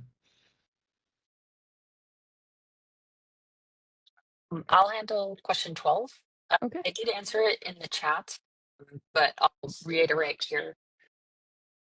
For the helper function that we've provided, it only supports rectangular bounding boxes. All the code is open source, and if you'd like to extend it to support polygon boundaries, it'd be something that you pursue as well. In general, it's unless you're doing spatial averaging, it doesn't hurt anything to include more data than is necessary. All right, thank you, Jackie. And then following on question 13, in cell number 5, what is the difference between variables data set and local data set? Is it related to the downloaded data on a local computer? And the other is downloaded directly from Earth data?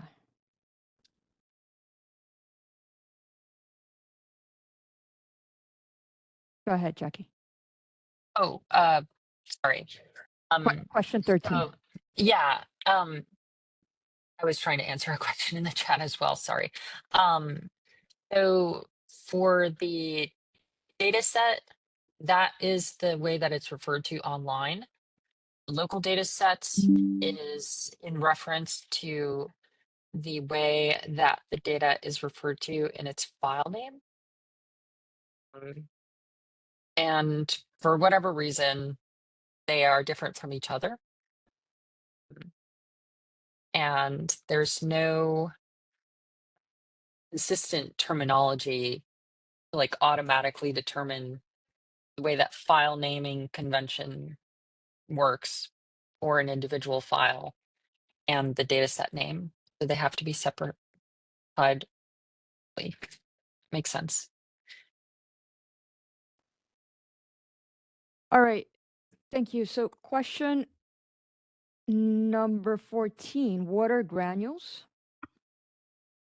Granule is just another name we use at NAT to refer to file containing. Your audio is coming a little in and out. So granules is just another name for a file, right? Go ahead, repeat it. Let me switch my microphone input. Maybe that will help. A granule is just another name for a file that we use for storing spacecraft data. Yes. Wonderful. Thanks. That came in clearly. All right. Question number 15. Is there a relationship between SIF and carbon absorption? Yeah, it's so for photosynthetic carbon uptake, there's a positive correlation. And so SIF will generally increase with increases in photosynthesis. But downstream from there, if we're talking about the processes after kind of dark respiration and then autotrophic respiration, these things that happen after carbon has been assimilated into the plant, then we can't say whether there's a strong positive or negative relationship between SIF and net carbon uptake. But for photosynthesis, it's typically strongly positive and linear. All right. The next question, which is question number 16. Will we be able to easily combine the data from future satellites with existing satellite data into a single rendering? A great question. Easily, maybe not, but in principle, we're currently combining data streams from current satellites and past satellites by trying to harmonize the way that those retrievals are done. And so we have instruments that go all the way back to 1995, which observe SIF in a very similar way to the way we're currently observing SIF from things like OCO 2 and 3. And if you can, ensure that the retrieval is done in the same way, and you can use data fusion methods, machine learning, artificial intelligence, these different tools for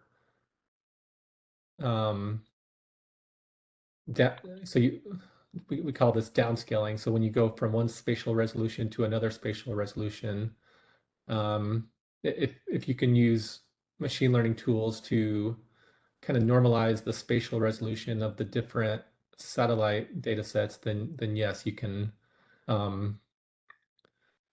combine data from past, current, and future satellites and get a continuous data stream, which is very important for monitoring long-term change.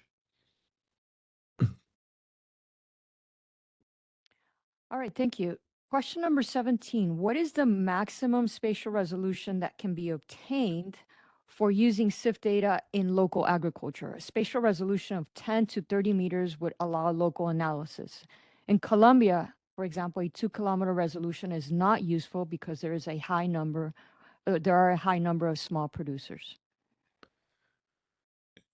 Right. So the current best that we can do from satellite instruments is about 3 kilometers squared, and so it's not great for local agriculture or field scale applications.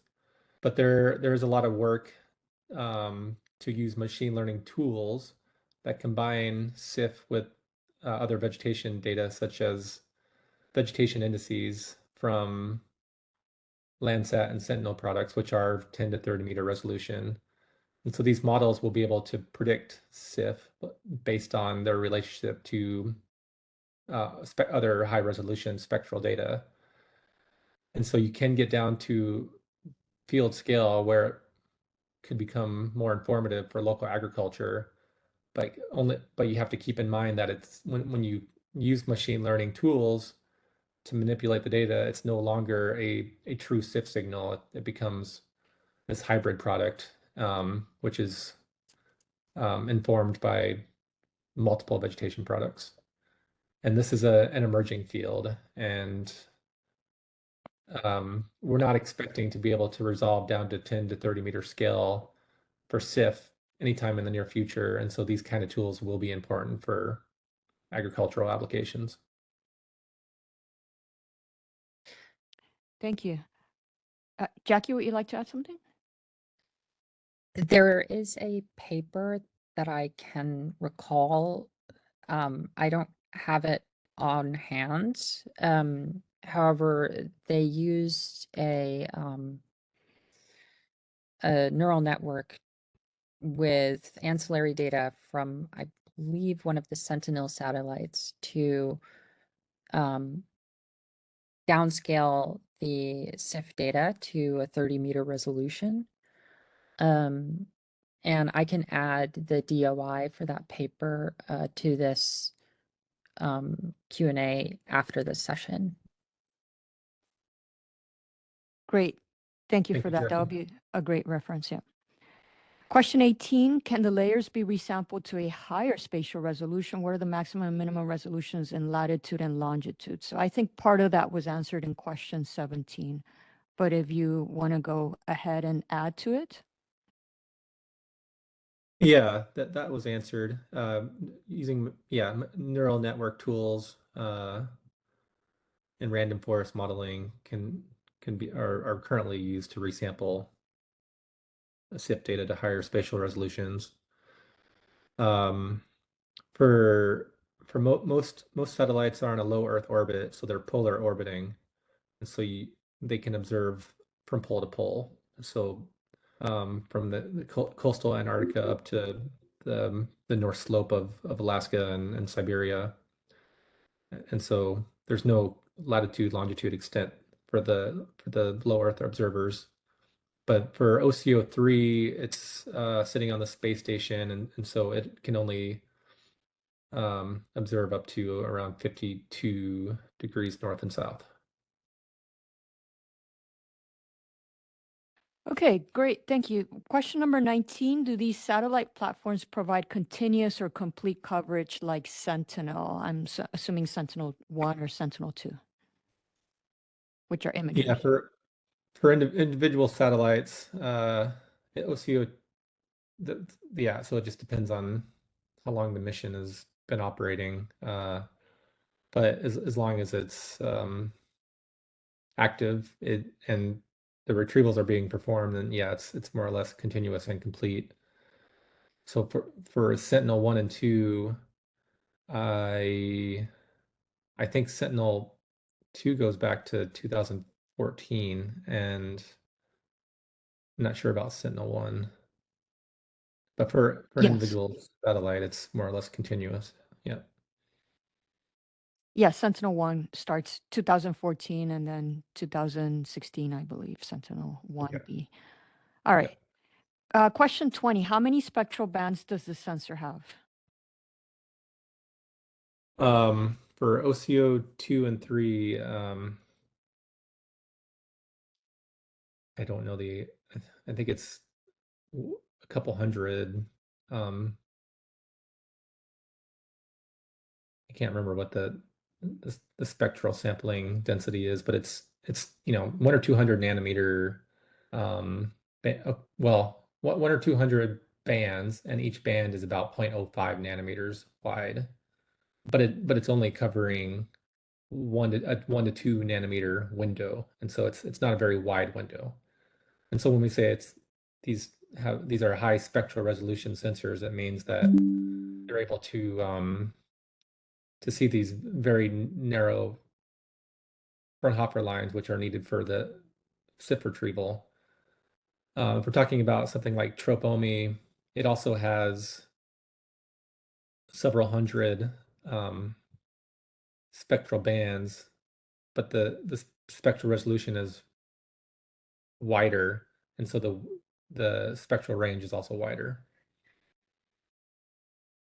And yeah, it's a similar trade-off for other satellites. Okay, question number 21. What is the minimum area that can be analyzed? So currently we're at about 3 kilometers squared for OCO2 and 3, and that's for an individual footprint.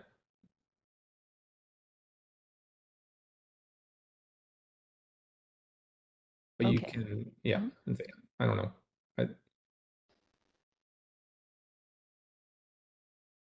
All right, thank you. How about let's move on to question 22. Is it possible to obtain SIF or a similar index using other satellite, I guess, sensors?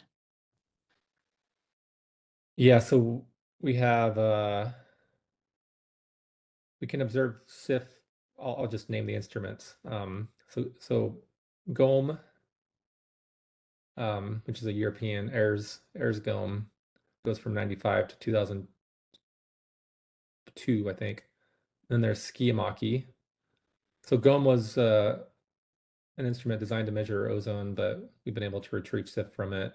Skiamaki was designed for methane, but it also covers the SIF band, so that goes from 2002 to 2012. And there's GOM2, and there and multiple versions of GOM2, and that spans from 2007 through 2022.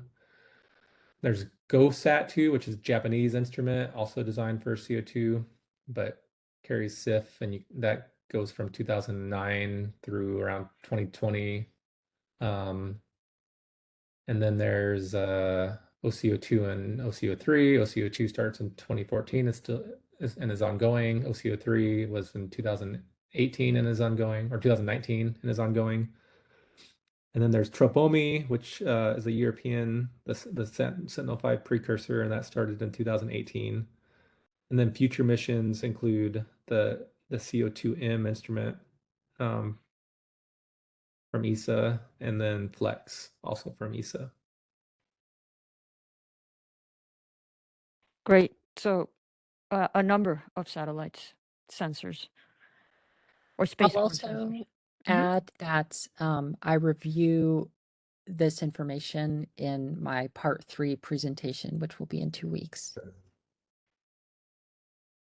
Super. All right, question number 23. How do you address the issue of signal anisotropy in the case of tower data?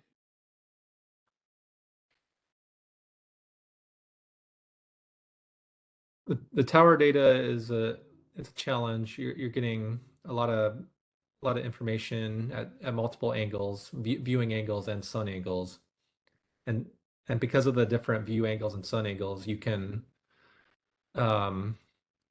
definitely alias changes in the angle of the sunlight into the emission of SIF, and so there's not a very easy way of dealing with this. Averaging the data over space and time is one way. You can compute the phase angle of the measurement, which is the angle between the sensor and the sun, and that's a way of normalizing the data, and that's been done for satellites and for towers. The SIF emission is independent. Itself is independent of it's kind of isotropic, so it'll go in all directions. But the real issue is the angle of the measurement and the angle of the sun. And so we typically use something called the phase angle to account for that. Okay, great. Thank you. Question number 4, we've answered this question previously, and there have been some references too on using SIF to look at algae and kelp forests. So we'll just skip that one in the interest of time. And then the question number 25, during the winter, can we observe a very weak photosynthesis signal? And what is the smallest signal that OCO2 and OCO3 are able to detect? We saw some negative values during the demo. Should those values be set to 0 or removed? Right. So yes, we do observe weak photosynthesis in the wintertime in evergreen needleleaf forests, and there's several papers about this, which we can provide. The smallest signal in principle is 0. You can observe everything from 0 up to the a small little moss plant up in the tundra to a large tropical forest, and so there's really no limit there. Negative values are not physical; those are an impact of the retrieval and retrieval noise, and so but they do carry signal, especially if you're looking for spatial and temporal variability. You do not want to remove those negative values. So typically you'll average those. You'll average multiple retrievals over a given area, and that can mitigate the negative value impact. But you don't want to get rid of those because there is information there.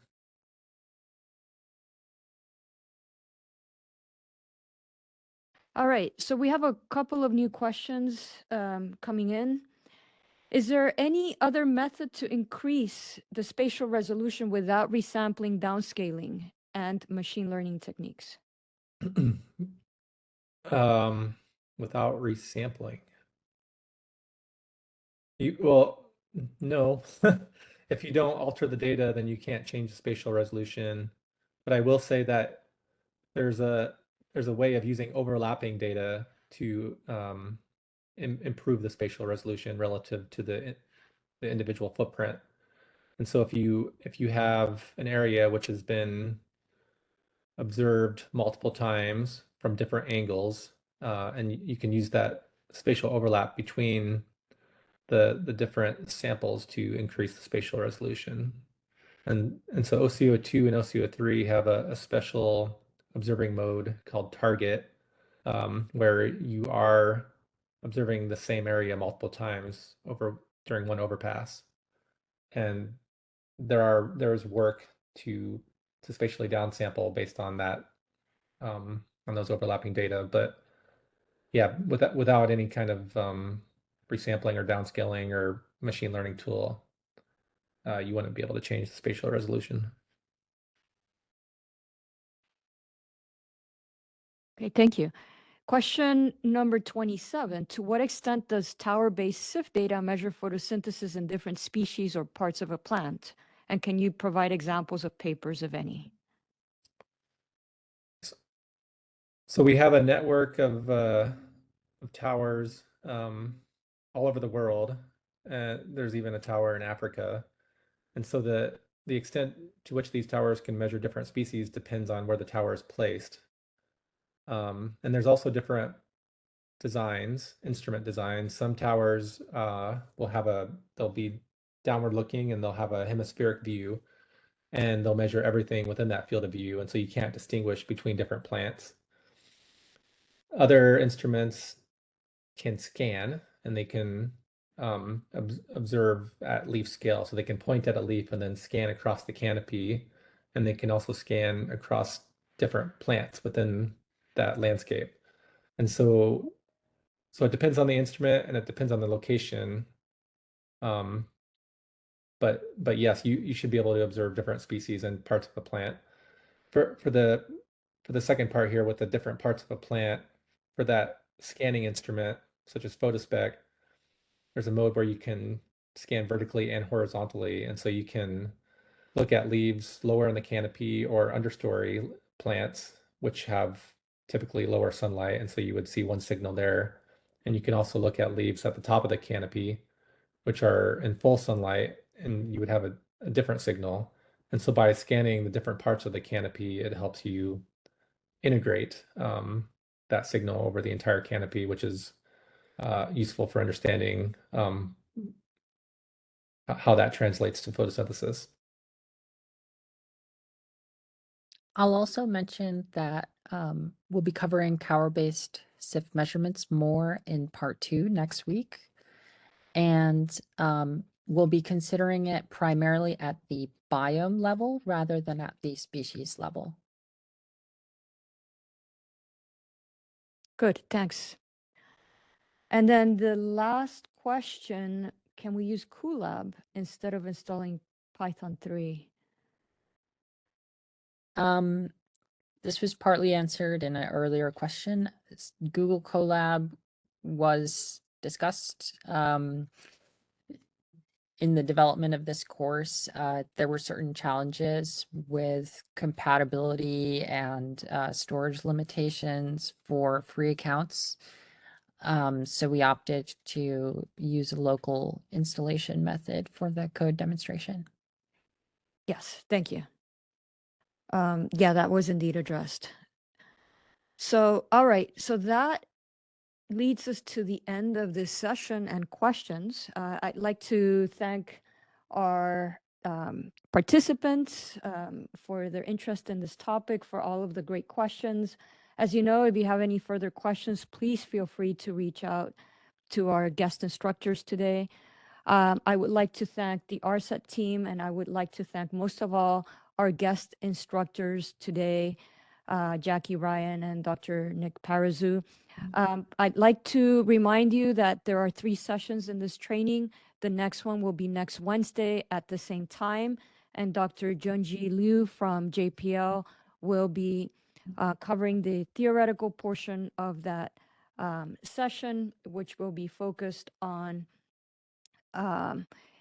the overview of, she'll be providing an overview of OCO2 and OCO3 observing modes and SIF observations. And then Jackie is going to be doing another demo on how to use a specific mode on OCO3 called the snapshot area mode, how to use those data sets.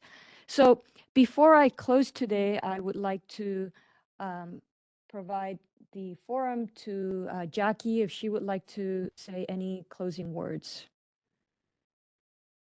I don't really have anything specific to add. I do know that some of you have had issues with either setting up the code or running it, and I do apologize for that. Many people have many different setups on their computers, and there's different levels of familiarity with using certain tools such as Docker, Anaconda. I know you all come from different backgrounds, so if you're having issues, feel free to email me and I can try to address as many of them as I can to get you unstuck. Super. Thank you very much, Jackie. And Dr. Parazu, would you like to say any closing words?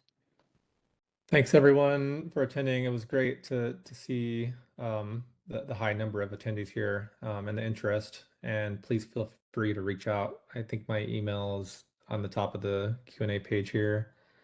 And I'd be happy to answer any questions offline from here. Super. Thanks very much, and wishing everyone a great day, and until next Wednesday at the same time. Bye-bye.